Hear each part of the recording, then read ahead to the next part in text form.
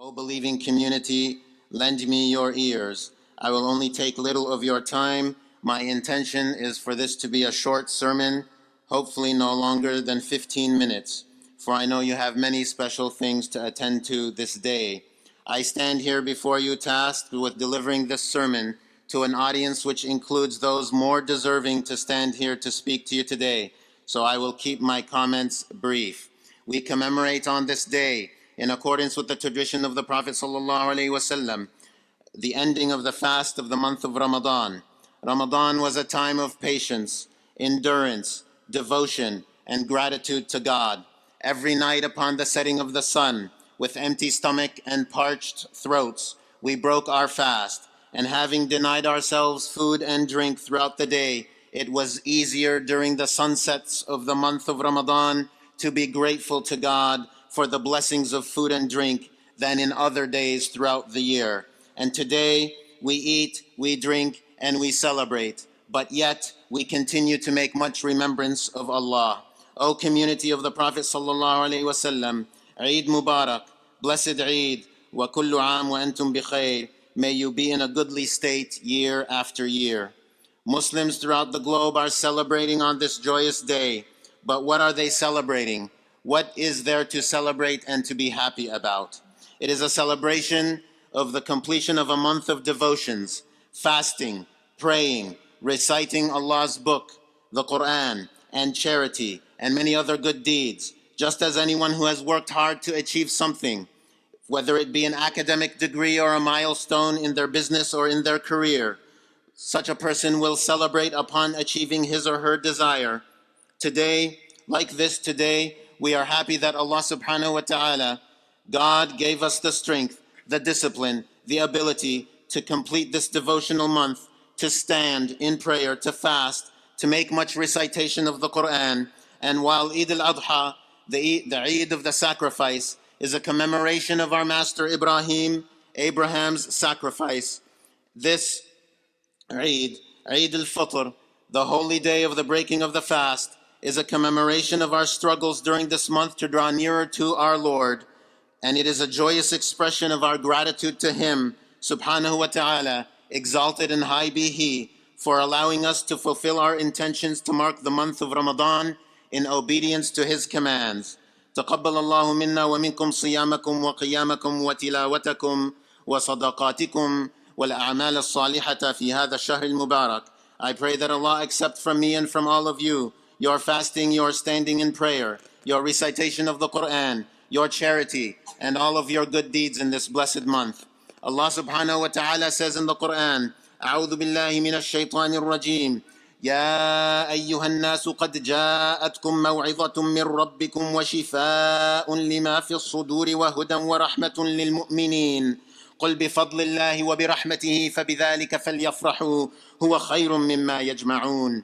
O mankind, there has come unto you an admonition from your Lord, that is the Quran, and a remedy for all that lies within the breasts, and a guidance and a mercy for believers. The guidance and the mercy is this religion of Islam. Say, in the bounty of God and in His mercy, let them in that rejoice. It is better than that which they amass. So let us rejoice not in the material luxuries of this world, but let us rejoice rather in the bounty of God and in His mercy, for it is not through anything that we deserved to be able to perform this month, but rather it was through the blessings of Allah subhanahu wa ta'ala to guide us to Islam, to guide us to following His commandments, to guide us to keeping the fast during the month of Ramadan, and to perform good works. For if it was not for His guidance, we would have been left astray. And now that the month is over, let us not be like the one who Allah mentions in the Quran. أعوذ بالله من الشيطان الرجيم ولا تكونوا كالتي نقضت غزلها من بعد قوة أنكاثا. Do not be like her who unravels the yarn she spins just when it is wholly strong into a fluff of fibers to be respun. In this verse, Allah subhanahu wa ta'ala uses the example of a woman who spins yarns only to undo the yarns she just spun. In the Quran, this example is given in the context of breaking oaths in this world. If you break an oath with a people that you have made, then you are like someone who makes a yarn strong but then after having made the yarn strong, undoes and unravels the yarn. But this example also applies to us generally. We have spent all of Ramadan spinning a beautiful yarn. Let us not now undo that beautiful yarn that was the result of 30 hard days of working hard for 30 days to accomplish what we have accomplished in Ramadan by Allah's grace. Let's not undo all that by unspinning the yarns, by undoing our good deeds with sin and heedlessness. Rather, let us continue spinning beautiful yarns throughout the year into next Ramadan. Ya Allah, O God, help us to build upon the gifts you have given us in Ramadan and continue to draw nearer to you throughout the year. And to the young men and women in the audience, and to the youth, and to those who may even be younger than the youth, those who are children, and to all of us, for we all have an inner child within us, I say, remember who you are. Remember what community you are a part of. You are the community of Muhammad sallallahu alayhi wasallam, the ummah of Muhammad sallallahu alayhi wasallam, the community that has accepted the covenant of La ilaha illallah, Muhammadun Rasulullah, the community that accepted the covenant of there is no God save God, and Muhammad is the messenger of God. You come from the community that included our masters Abu Bakr, Umar, Uthman, and Ali, the community that includes our ladies Fatima and Aisha, and the rest of the mothers of the believers, the wives of the Prophet sallallahu alaihi wasallam, the community of Asma bint Umays, the wife of Ja'far ibn Abi Talib, whom emigrated to Mecca, from Mecca to Abyssinia with her husband for the sake of Allah subhanahu wa ta'ala, bearing all the difficulties in that emigration, and then emigrated from Abyssinia to Medina to join the Prophet sallallahu alaihi wasallam with her husband Ja'far, only to lose him as a martyr within 1 or 2 years after her immigration to Medina. And because of her 2 immigrations, she was often referred to as Sahibatul Hijratain, she of the 2 immigrations. Radiyallahu anhum ajma'een. May Allah be pleased with them all. You come from the community that produced the first critical edition of a book in the history of humanity. The Mus'haf that we read today is the result of the work of a noble companion, Zayd ibn Thabit, along with a committee of scholars from amongst the companions of the Prophet sallallahu alaihi wasallam, who our master Abu Bakr, when he was caliph to the Prophet sallallahu alaihi wasallam, radiyallahu anh, before this time, the Quran was written in leather parchments, animal shoulder blades, thin rock slates, and on the spines of palm fronds, and was not gathered into a single volume. This committee is the first time ever in the history of humanity that an authenticated book was published by gathering all the written fragments, collecting them, comparing them to each other, checking and double-checking the text for accuracy, and standardizing the spelling of the words. You come from the community of the eminent scholars, the great Imams, Abu Hanifa, Malik, Ash-Shafi'i, and Ahmed, some of the greatest legal minds that ever lived. In the Middle Ages, English common law took from the legal heritage of Islam, as did the legal codes of France when Napoleon Bonaparte codified French law. These borrowings are not why their legal legacy is great. Rather, these borrowings reflect the recognition by people outside of the tradition, even people who fought Muslims in battle. They recognized the legacy was great. You come from the community of the great early aesthetics who transmitted to us the spiritual traditions that they learned from the companions of the Prophet sallallahu alaihi wasallam and those who followed them.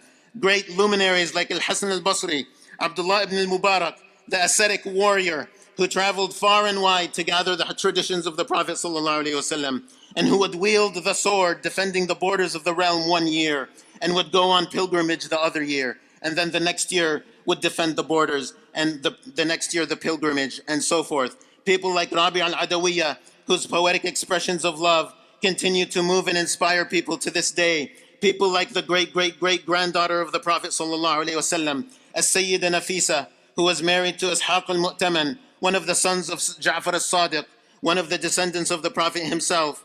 When she moved to Cairo in Egypt, her piety became so renowned. She was wealthy, and she gave so much charity. She was knowledgeable, and so she taught many scholars, and she was blessed, and so her blessings were sought from far and wide.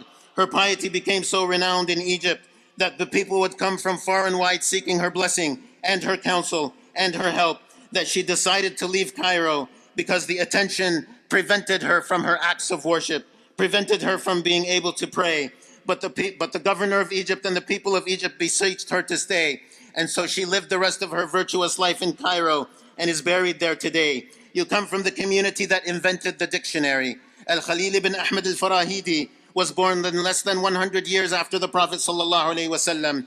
He wrote Kitab al-Ain, the first dictionary of the Arabic language, and probably one of the first dictionaries of any language whatsoever. And by so doing, he contributed to the preservation of the Arabic language so that the Quran and the sayings of the Prophet ﷺ in the original Arabic remains understandable to us today. If you want to understand how amazing that is, how unusual that is, we take it for granted that we can understand the Quran. But this is a historical anomaly. If you want to understand how amazing that is, all you have to do is go on YouTube, type in Beowulf Old English, and you will find a video titled The Opening Lines of Beowulf in Old English. That is what English sounded like 1,000 years ago, and it is not even recognizable as a language, as we as English speakers can not even understand it today. But Arabic has been preserved due to the efforts of Al-Khalil ibn Ahmad al-Farahidi and thousands of other scholars from early times down to our day. And I could go on and on. In fact, I had a much longer list, but I had intended to make the khutbah short, so I will stop with that. However, it is my intention to keep this khutbah short, so I'll stop there. But we do not need to look so far as ancient times. There are examples of wonderful role models within our very own community today. Here in the Bay Area, there are many scholars, spiritual lamps, carriers of the Quran, entrepreneurs, and everyday folk who live a righteous life, men and women. I will not begin to mention names, not to embarrass anybody, but many are known, and there are others who are hidden gems. And it is often the hidden ones who are more important than the known ones. Why do I make mention of all of this? Why do I say this? Because I want to remind myself foremost, and I want to remind our youth and the young at heart, that we are a great nation, and it is up to us to decide whether we will live up to the greatness that is our rightful inheritance, or whether we will squander the gifts that Allah subhanahu wa ta'ala has given us, and squander the great examples that were laid before us for us to emulate and follow. Many will remember the Disney movie Lion King.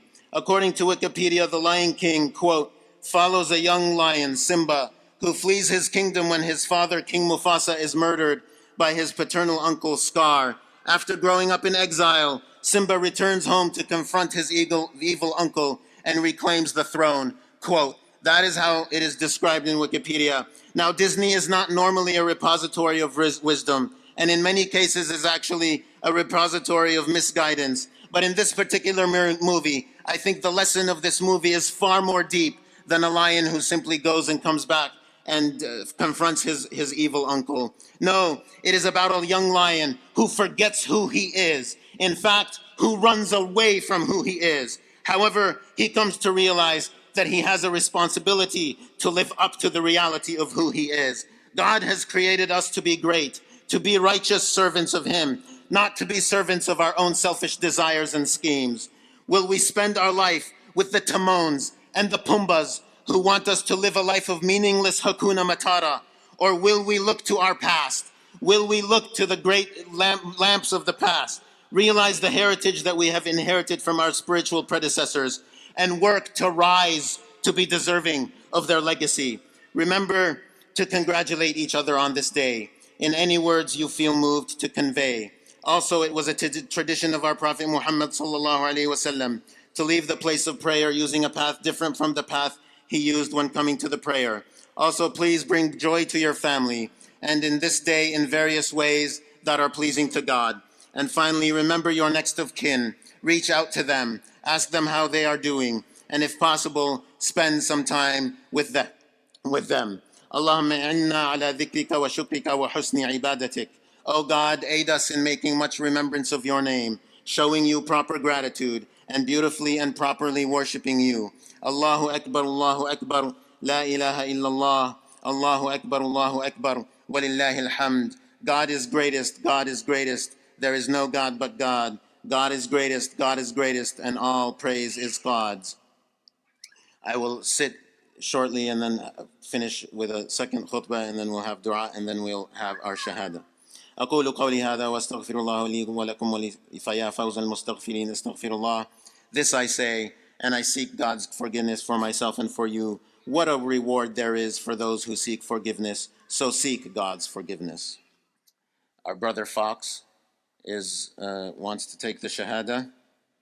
In fact, this is my nephew. He's my nephew's friend in high school, and he's been learning about Islam, and he wishes to take the Shahada.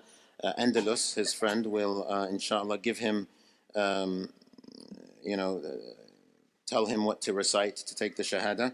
But I just want to give a short talk. You're taking a solemn sort of, we are witnessing your own witnessing that you accept Islam as a religion, and what the testimony of faith that you're about to pronounce will make you a brother in faith with us. And I'm sure you already know this, you probably already studied this, but there's two main things in Islam. One is the 5 pillars of Islam, and also the 6 elements of faith. And so the 5 pillars of Islam is to say this Shahada that you're about to say now, and to pray, and to fast the month of Ramadan. You pray 5 times a day, fast the month of Ramadan, to pay zakat, which is a charity you have to pay once a year, and to do hajj, to make pilgrimage to Mecca once in your lifetime. As for the 6 elements of faith, it is to believe in God, it is to believe in His books, it is to believe in His messengers, it is to believe in His angels, it is to believe in the Day of Judgment, which includes being judged and also reward and punishment as a result of the judgment. And finally, the 6th is to believe in qadr, to believe in predestination. That which is good and that which is bad, we accept it all, that it comes from God, and we beseech God to predestine for us good. So with that brief introduction of Islam, you can go ahead and... Assalamu alaikum, everyone. I didn't plan on giving a talk or nothing, but I just wanted to say, I know we have lots of friends, lots of people who we wish would become Muslim, or we wish we could guide, and we don't want to make it awkward, we don't want to be pushy or whatever, but just give a small effort, whatever it may be, whether it's just being a good person in front of them, donating. You guys won't believe, I found out he was interested by sending him a TikTok. I just be sending TikToks, I just shoot him. Might as well shoot, man, you know, you can make it, and look where it got me. So that's it. If I could inspire anyone to just take a shot, just try. We all have people we want to become Muslim, we want to guide in our life. That's all I would say. Well, okay, you ready? Okay, shadu. Shadu. And la. And ilah. And la. And la. Ilaha. Ilaha. Illallah. Illallah. Illallah. Illallah. Wa ashhadu. Wa. Wa ash. Wa ashhadu. Wa. Wa. Ash. Ash. Hadu. Hadu. Anna. Anna. La ilaha. Oh. La ilaha illallah. Wa ashhadu anna Muhammad. Muhammad. Rasulullah. Or Rasulullah. I hereby testify. I hereby testify. That there is no God. That there is no God. But Allah. But Allah. And that Prophet Muhammad. And that Prophet Muhammad. Is his messenger. Is his messenger. Takbir! Takbir! Thank you, everyone. Thank you.